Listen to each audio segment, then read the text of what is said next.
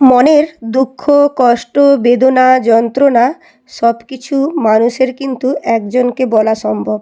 সে হচ্ছে একমাত্র আমাদের ভগবান। তো ভগবানের কাছে কোনো কিছু লুকিয়ে রাখার মতো কিছু নেই। সব কিছু প্রার্থনা করেই ভগবানের কাছে সমর্পণ আমরা করে থাকি। তো বন্ধুরা, আজকে কিন্তু একটা নতুন ব্লগ নিয়ে চলে এলাম। তো পড়ুয়া অষ্টমীর দিন এই রীতিটা মেনে চলি আমরা সকলে। তো এই ভিডিওটা দিতে একটু দেরি হলো। তো বন্ধুরা, আজ ছিল সারাদিন পড়ুয়া অষ্টমী। তো পড়ুয়া অষ্টমী করার কারণ হচ্ছে প্রথমত, যে মায়ের গর্ভে প্রথম সন্তান আসে প্রথম, তাকেই আমরা বাংলা ভাষায় পড়ুয়া বলি। ওই রীতি অনুযায়ী দুর্গা দেবীর প্রথম সন্তান লক্ষ্মী দেবী। তাই লক্ষ্মীর দেবীকে রীতি অনুযায়ী পুজো সেরে নিজের ছেলে মেয়েদেরকে পুজো করি আমরা সকলে। এটা পূর্বপুরুষের রীতি অনুযায়ী অনেক দিন ধরে সকলে মেনে চলছে। তো আমরাও সেই রীতি অনুযায়ী মেনে চলছি। সত্যি আমি মায়েদের দেখেছি, দিদাদের দেখেছি এটা করতে। তো আমিও আজ এক মা হয়ে উঠেছি, এক সন্তানের মা। তো আমিও আজ লক্ষ্মী দেবীর আরাধনা করলাম নতুন বস্ত্র দিয়ে। এরপরে আমার নিজের ছেলেকেও পুজো করে নেব।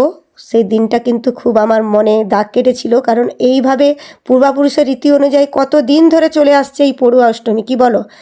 আর যারা যারা এই রীতিটা মেনে চলো, আমার পুজোর পদ্ধতি ঠিকঠাক হয়েছে কিনা অবশ্যই কমেন্টে জানিও।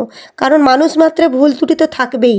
তো আমি কিন্তু কোনো কিছু জানতাম না, আমার যা রয়েছে ও আমাকে বলে বলে দিয়েছে, আমি সেইভাবেই পুজো করে নিয়েছি। তো বন্ধুরা, তার আগে কিন্তু আমি আমার বাড়ির মন্দিরে পুজো দিয়ে এসেছি, কারণ বাড়ির মাকে ছেড়ে আমি কোনো কিছু করি না। তাই সকাল সকাল স্নান সেরে ছেলেকে নিয়ে চলে গেছিলাম বাড়ির মন্দিরে। ওইটা আমি তোমাদেরকে আগে শেয়ার করে দিয়েছি।